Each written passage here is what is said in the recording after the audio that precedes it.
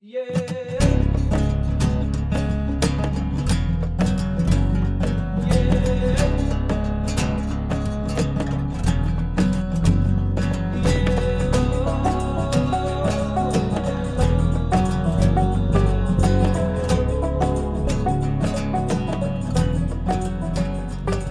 Welcome to the Into the Wilderness podcast. I am your host, Byron Pace, and this is the Behind the Lens series. It is the 15th of July, 2020. For those of you who are new to the podcast, we run a long-form conversation, which is out every 2 weeks on a Thursday, where I talk to people immersed in the outdoors, be that explorers, scientists, policy advisors, economists, hunters, fishers, farmers, or geologists. If it involves our planet and the natural environment, we want to talk about it. In the in-between weeks, we alternate between this series, Behind the Lens, and Science Shorts, where we take a deep dive into very specific topics focused on the science of conservation. Anyway, that is the format, so that you know. In this show, I have the privilege of getting into the mind of some incredible creatives once a month, from filmmakers to designers and writers, to get the stories behind the stories. In this episode, I'm joined by Tito West, the art director of Modern Huntsman, and Elias Carlson, who is the driving force behind the design of the publication. We get into their minds by looking at two stories which are published in Volume 5.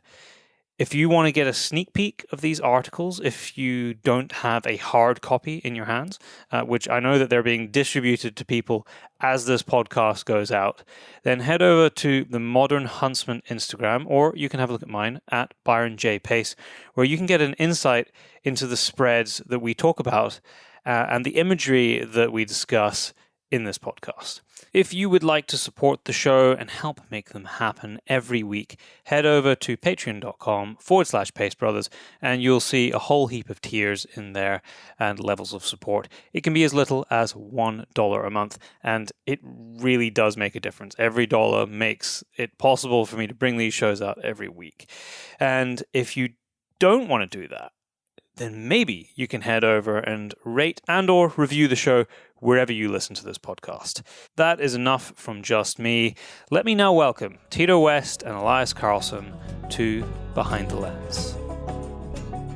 Elias, Tito, welcome to the Into the Wilderness podcast, Behind the Lens. Now, Tito, you have been on before, but Elias, you have not.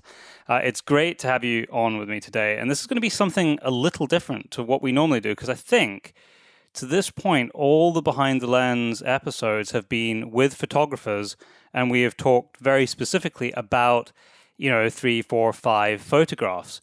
But in this one, I wanted to get your two brains together so we could talk about the layout and the content that sat within two articles that are coming out in this next issue of Modern Huntsman Volume 5, which we've all been working on over the last few weeks. It's hard to believe that it's going to be in people's post boxes, I think, in the next few days. How do you guys feel about that, knowing that people are going to finally lay their eyes on weeks and months of hard work? And I'm pretty excited for people to see this. Tito and I have spent a lot of time just kind of talking on our phones and going back and forth on all the details on this thing. And there's a lot that's gone into it. So it's going to be really fun to see it out in the wild. Yeah, I think, a few weeks ago I would have been a little bit, more anxious about it just because we'd spent so much time working on it. But now it just feels like it's time to get it out there. And it's been good to have some distance from it, to wrap it up, get it off to the printer, and then let it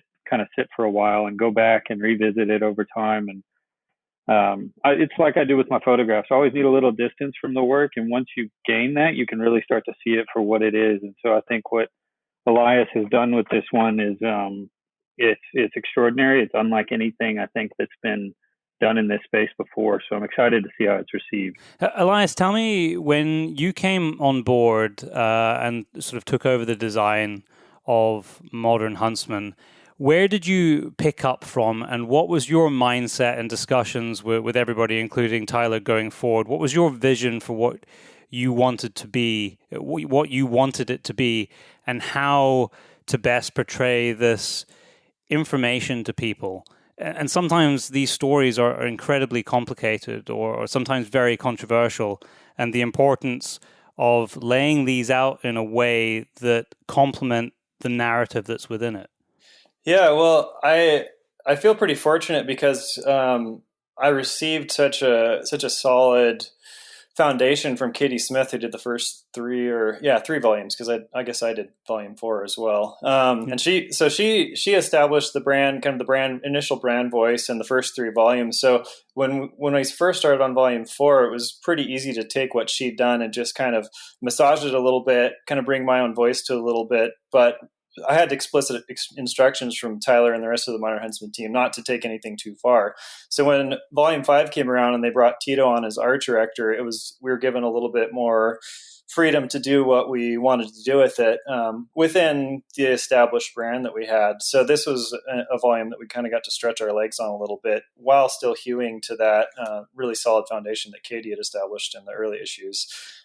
And I think a good place to start to try and explain this to people. Hopefully, the people who listen to the podcast can go and have a look if they don't actually have a copy of Volume 5 in their hand, which they might not by the time this goes out. But I'm going to put some screen grabs of the tear sheets, which of the 2 articles that we're going to talk about today. One called "The Sea is History," which we're going to talk about first, and the second one is all on the history of the Nosler family and the company. Now, "The Sea is History." Tito, you wrote this and you did the photography in there. Just give me an insight, an overview of the story before we kind of get into the imagery and how it's laid out to complement that story. Because I remember doing, I think, a first edit of this with you, and it really, really blew me away. Well, thanks a lot. I mean, I appreciate that.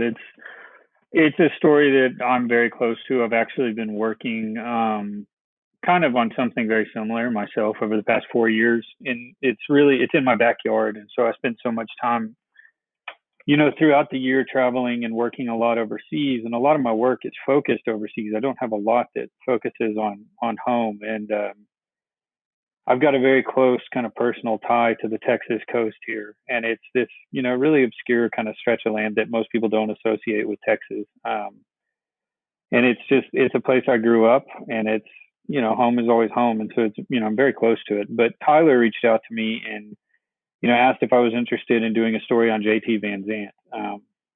I've known JT for a couple of years. And, when he told me kind of what it was, immediately I said, yeah, absolutely. This is like a dream of mine to go do this story. It's something I'm working on anyway. So I went and met JT down in Rockport, a few hours south of where I live from here. And JT is the son of the late singer-songwriter Townes Van Zandt, who, his father is actually a huge inspiration to me. A lot of kind of what he sings about and how he sings about it is kind of very similar to how I approach my photography. And so not only the environment, JT himself, but his past and everything. We have a lot of similarities there. And just, it's a story I really connected with. So I went and spent a day on the water with him. And, we were supposed to talk about traditions and fly fishing. And I mean, I think it was like 6 hours into being on the water. We were like, we better catch a fish. We were supposed to do something here, not just talk. But we had these really, that's just the nature of who JT is. You kind of use fishing as a metaphor for looking at life in a bigger context. And I think a lot of his clients get that sort of philosophical experience with him. So, we spoke for a long time. We talked about some pretty deep things and talked about, our connection to this place. And I wasn't really sure, I only spent, I guess, 7 hours or so with him total. And I left not really knowing if I had the photographs that I wanted. And the photographs, frankly, they were kind of a second thought. And I wasn't really photographing for the story. I was still kind of photographing my connection to this place. So anyways, when I got the contact sheets back and looked at what the photographs were, it just felt like the photographs looked like the way I wanted to write the story, if that makes any sense. So they all kind of came from this very, deep connected place, and it's hard to say what this place means to me. I think the story does a decent job of that, but I think it's less than 3,000 words, and I could have written significantly more. But given the space that I was given, it is what it is, and it's I think the way that it came together is amazing. But what took it all the way home was the design, and I really didn't have anything to do with the design. I was too close to the story, so I handed it over to Elias, and he showed me what he had done, and look, I mean, I think as a photographer, one of the things that we need is a really good designer who sees the world the way that we do, or at least sees the story the way that we do. And Elias absolutely took this thing all the way home. And I think it was, his kind of concept on the design that makes the story complete. Now, Elias, I'm looking at the initial spread which welcomes you into this article, and you've got this amazing black and white image, which is this kind of faint shadow of JT standing on, I'm assuming he's standing on the front of a boat with his fishing rod in his hand. It's kind of hard to see because it's not a very distinct shadow. And then you've got this band with a single bird flying, a seagull of some description, in color, and then just the back, his backside actually, and back of his knee, and the fly line sort of wrapped around his leg, all in one spread. How does your brain work that you put this together? Because it just as Tito was articulating, I think that as initial spread encompasses the deep thought and ethos that you get from JT as the story is being told. Yeah, well, I think any good designer is trying to design as little as possible, and that's kind of how I approached each story in this publication. I would kind of take the photos and the writing and get a feel for them, and then try to discover like how they were speaking to me and come up with something that fit within the framework of the brand that we'd established. And what really happened here is I just started looking through Tito's photos, and they just have so much texture and emotion. And they were so different than some of the other photos. I mean, we have this incredible story about the Nannettes that was photographed by Jen Judge. It's like National Geographic quality documentary photos, and those don't need anything extra because you just throw those on the page and try not to mess it up. But when I saw Tito's photos, I had this feeling of like what he was trying to accomplish, like he said, and just the gestures and the way he kind of picked out these little details, like that single bird flying.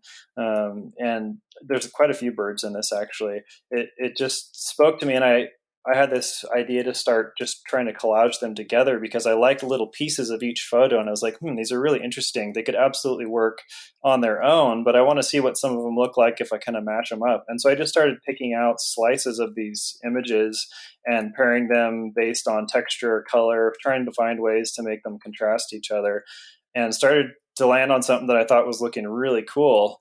And so I sent it over to Tito, and it was, a little bit of trepidation because, Tito's an incredible photographer, and, photographs are something that are very, very personal and important. I'm also a photographer, so I know, you don't always want people messing with your photos. So I was a little worried about how he'd react, because I was like, I just took these incredible photos you took and just mashed them up and sliced them up. And did all kinds of weird stuff with them. I hope he likes it. And of course, he has such a great eye. I think he immediately understood what I was trying to do and responded completely positively, and was like, "This is incredible. Keep going." So that really gave me, kind of lit the fire under me to really pursue this. And we landed on a lot of these layouts. Didn't change too much from the first pass, but we didn't have the handwriting in there. And to me, that was one of those little touches that we settled on towards the end that really, I think, kind of brought it all together, because that's actually Tito's handwriting. He wrote descriptions for some of the locations and scanned them, wrote them in using his pencils that he has. And then I found ways to work them into the spread. And I think it adds a little bit of a human touch to it that complements the style of photography that he came up with. Yeah, I think it complements both the texture of the photographs and the imagery, as you were explaining at the start, which was in your mind as you were doing that initial layout. But I think it also speaks to the and I know from having read the article and done some of the editing on it with Tito, it speaks to the authenticity of the article itself. So I didn't realize that was something that was added. Was that one of the last additions to the layout? Was the handwriting? Well, the handwriting, yeah, that was the last thing we did. It was, yeah. Yeah, I think we had all these layouts pretty much as is, and we were looking at them and saying, these look great, but there's something missing. And we had the idea of just, using regular text for some of the captions to kind of add an extra element. And then I can't remember if it was Tito or I, but one of us suggested maybe trying handwriting. And I think we did one test, and as soon as we saw it, we were like, yep, this is it. This is going to do it. So we figured out captions for each of the spreads that needed them. And it really, I think, was the cherry on top for me, at least. Tito, has JT seen this layout yet? He has seen this layout, yeah. Yeah, he was very happy with it, and I'm just to touch on the handwriting thing again. I mean, to me, it was the missing piece because these names mean something to me. The names of these places, I hear them and an image comes to mind, and I think those names are very important in giving context, even beyond what the photos are. And then the last quote in the story is from one of, the two most inspirational books, at least, for myself, that I've ever read. And it's from Peter Matheson's book, Far Tortuga, which to me is, it takes place in the Caribbean, but it's just the way he wrote it and the style that he writes it. I feel that when I'm on the South Texas coast. So getting to include that was a really nice little element. There's an edge of the kind of collaging and detail element of this, putting details over the edge of or to accompany photographs, also has a bit of a Peter Beard feel to it in that in some of his work. And it did that when you saw it for the first time? Did you think that, Tito? Because I know that we are both. I mean, we are both massive fans, and he's a big inspiration to a lot of people. But I know particularly for you, it's a person and his work you hold very dear to your heart. Yeah, look, I mean, I don't think there's any secret that Peter Beard is a massive influence on me. I don't think I hide my influence as well, and I don't really try to. I mean, case in point, including Peter Matheson's quote here. I like, kind of paying homage to the ones that came before us, and nothing I think is original. We all take inspirations from everywhere, and so of course Peter Beard is a massive influence on me, and I think originally I thought that was more of an aesthetic thing that was inspiring me, but what I realized is that it's his authenticity that comes through, and that's what I'm really drawn to in photographers. And I think you spend a long time trying to figure out how you want to shoot or how you want to write or how you want your work designed, and until you find it in a way that speaks to who you are in a very authentic and a very true way, I think you're going to keep looking. And so I feel like I'm starting to get there a little bit. But like I said, working with a designer like Elias who can interpret what you're seeing and say, look, I understand what you're trying to say here. And then they can package it in a way that the reader or the viewer can understand that experience. I mean, I think a lot of photographers, will spend a lifetime looking for that counterpart. So I feel very fortunate in that sense. Absolutely. No, it's one of my favorite spreads. This article is one of my favorite spreads, and there's so many amazing spreads in this volume. So to be able to say that really, really puts it up there. But I'm going to move on from this to a family tradition of excellence. Elias, holy shit. This article, in terms of your design, I remember when I saw this for the first time, I was like, oh my, what have you done here? Because it's the whole thing is art. And this is about Nosler. So, I mean, and it's an incredible story, and that the family history of the company and what they've done over time is amazing in itself. But for some people, an article about ammunition at its core, which it's more than that, but at its very core, this is about the manufacture of ammunition and the traditions around it. some people might skip over that because it might just not be the kind of thing that they're really into. You know, they might prefer the more conservation-based stuff and leave behind the ballistics. But you've managed to thread, actual hardcore both terminal ballistics and downrange ballistics within the design of this in a way that I defy anybody to look at the spread and not want to delve into it, whether that's your kind of thing or not. How did you come by this as a process for telling the story? I'm intrigued because I know that I told you this at the time. It's like, you don't need to change anything, but I never asked you how you sort of put it together in your mind. Yeah, well, this one was really fun because it really started with that opening black and white image of John holding the bullet. And I saw that, and it just has such a classic feel to it. It reminded me of like the 1950s. And that sort of set me on a path to create a design that spoke to that era where this all started. And it actually came together really pretty quickly and easily when I saw the images that I had to work with.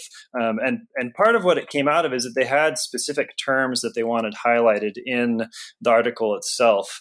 And so I actually created these little infographics based on the specific terms like ballistic coefficient and terminal performance and sectional density. These are all really important terms to what Nosler's all about.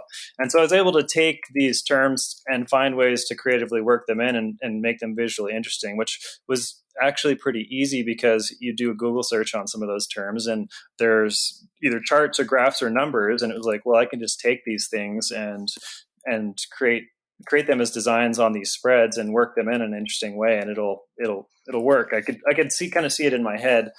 And then when it all came together on the page, I don't know, this one came together pretty easily somehow. I can't really describe how. I just did. I don't know how this came together easily, but it really is amazing. And it's we're gonna blow people away with this one when they have a chance to lay their eyes on it, which hopefully we're going to be able to do almost ahead of time of people actually even getting the hard copy in their hands.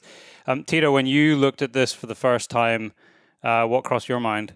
The same reaction that you had. Holy shit.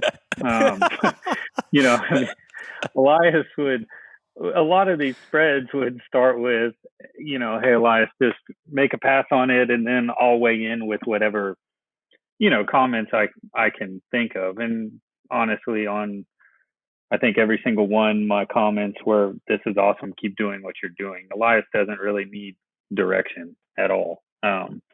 It was more like a sounding board. But when I saw this, it was just like, I have nothing to say. What could I add to this? I was just dumbfounded. And frankly, I was dumbfounded with almost everything that he put together. So I do think that, the issue across the board is it's taking it a step further, and not like necessarily with this flashy design concepts, but very intentional and very authentic design. So like you said, these aren't just like cool little design concepts that don't actually mean anything. These are, the terms are relevant.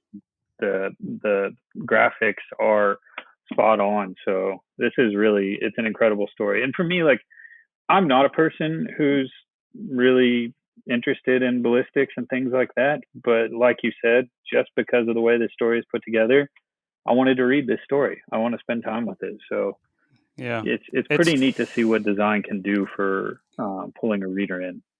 And it is the simplicity of it. I was going to say, I think Tito landed on something really important there, which is something we talked about a little bit, which is the idea that like we're not designing stuff just to design stuff. Like it's fun to do graphics like this, but I'm not doing them just because I want to create something flashy. Like it has to serve the content. And every story we did in this issue, like we took a close look at it and tried to decide like what can we do with this that serves the content, because it's not just about creating cool design.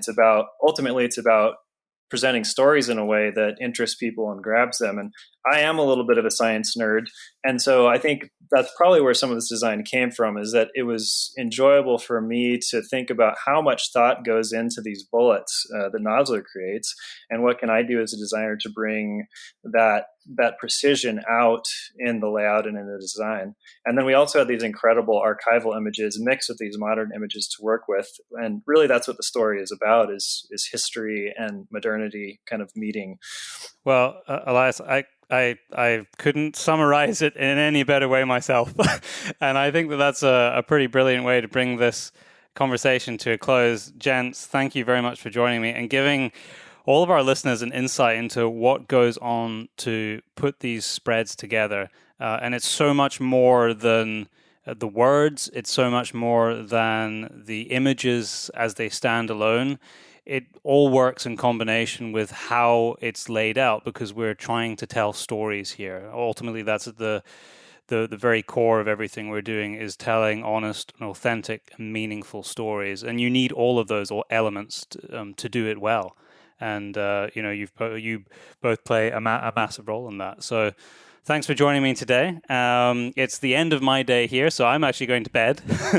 But I hope that you guys have a good rest of your day back in the States. All right, Byron. Well, thank you. Yeah, thanks, Byron. It's a lot of fun.